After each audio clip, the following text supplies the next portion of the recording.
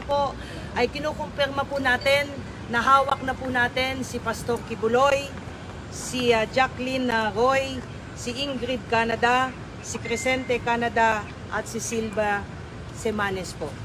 Nakuha po natin yung custody po nila.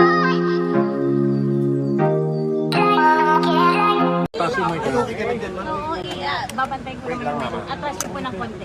Sige, Okay, magandang gabi po. Tatlong bagay lamang po yung sasabihin ko. Unang-una po ay kinukumpirma po natin na hawak na po natin si Pastor Kibuloy, si Jacqueline Roy, si Ingrid Canada, si Crescente Canada at si Silva Semanes po.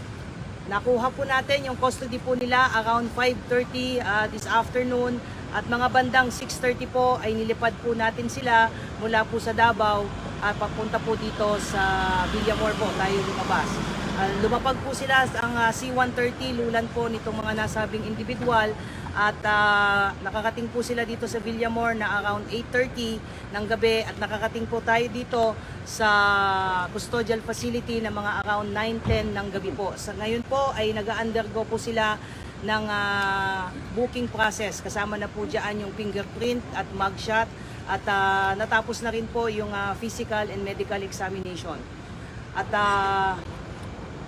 nangyari po itong pangyayari po na ito dahil kanina pong mga bandang 1:30 po ng hapon ay nagkaroon po ng negosasyon para po sa mapayapa po nilang pagsuko dahil binigyan po natin sila ng ultimatum ng within 24 hours po ay kailangan po nilang sumuko at nagkaroon po ng negotiation. So ito po ay joint efforts po ng PNP and AFP. Ma'am, sa loob po ba ng sila sa loob ng Kingdom of Jesus Christ sumuko? O doon po mismo sumuko? Yes po. Apo. Sa loob po ng KOJC compound po natin sila nakuha. Ma'am, dito sa loob ng PNP Custodial Center, magkakasama po sila sa isang kwarto? Paano po mangyayari? Wala pa po tayong detalye po dyan. Maraming salamat po, yun lamang po. May mga susunod na mangyayari po? Ongoing po yung processing po ngayon dahil 5 katao po yan. Sabay-sabay po silang binubuking po ngayon at na-inspect na rin po sila at nasa maayos naman po silang kondisyon. Although some of them based po doon sa medical examination po, medyo mataas po yung BP. But other than that, okay naman po sila at tuloy-tuloy po yung processing po ngayon. Ma'am, which case po sila na binuking po kanina? Lahat po ng kaso at dyan din po nangyari pagdating po nila dito sa custodial ay isinerve po yung warrant of arrest po sa kanila. Kung matatandaan niyo po, 3 kaso po ito.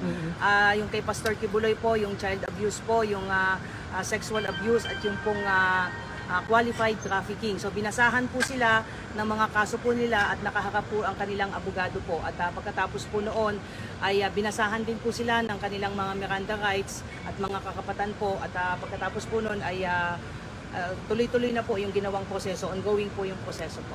Ma'am, balik na ng 24 hours ultimatum po na nabanggit niyo kanina. Nagbigay po ang PNP po ng ultimatum po na sumuko po sila. Otherwise po ay papasukin na po natin yung isang particular building na hindi po tayo pinapayagan pong pumasok. So nagkaroon po ng negotiation ang PNP na kinatawan po ng intelligence group at ISAP. Pinagtulungan po ito that led to the peaceful surrender po ni Pastor Kibuloy at 4 pa at papasalamat po tayo doon sa naging mapayapa pong at least itong proseso po na ito. Ma'am, saan in particular sila nagtago? I don't have at liberty to reveal that. Ang importante po sa ngayon ay nasa kustodiya po ng PNP po ito at ang mangyayari po niyan ay bukas po inaasahan po natin na i-return po yung mga warrants of arrest doon po sa mga issuing courts. Particularly dyan po sa Quezon City kung saan nailipat na po yung mga kasong na isang pa po natin sa Davao at doon naman po sa RTC 159 po. Ma'am, yung Pero hindi po underground, ma'am? Wala pong underground? I don't have any information on that po. Ma'am, Sa yung- importante po ay nasa atin na po yung mga pinaghahanap po. Ma'am, same lang ba yung room na can you give us kung merong aircon, merong ano po paano? Wala pa po, hindi ko pa po nakikita kung saan po silang kwarto po madidinile, but meron na pong plano dahil nga kanina nga po habang ongoing po yung negotiation ay pinagplanuhan na rin po kung saan po silang mga selda po mapupunta. But magbibigay po kami ng additional details as we go. Pero along. definitely Ano ma'am, plano? magkakahiwalay sila.